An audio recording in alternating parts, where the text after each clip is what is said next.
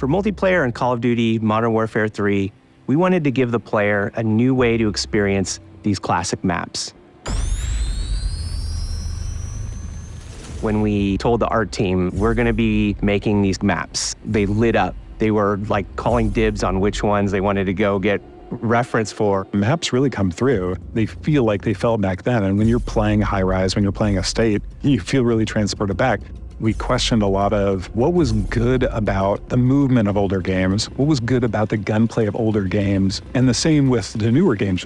So we tried to marry a lot of those things together. The way we approach it is that, how are we gonna make these the best versions of those maps that people have ever played? Because that's what we wanted. That's what we want as fans.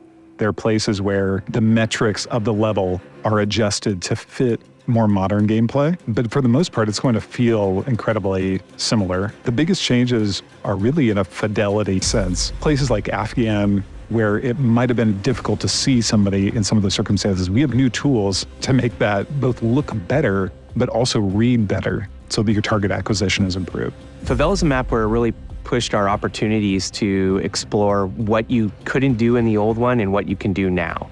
From an artistic side, the map has more detail than I think any other map.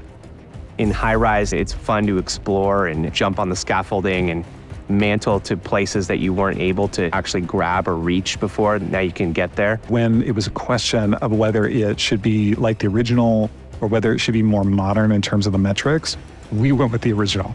And we pushed very hard to make sure that that experience was as close to the original as we possibly could while we modernized the look of the map. I've seen people play it for the first time and they don't really know what they're gonna see, and when that load screen shows up for Favela or for Quarry, you see them light up like, oh my gosh, these are the maps that I've been hoping they would remake. The whole team here is super excited to bring all of these maps to fans everywhere.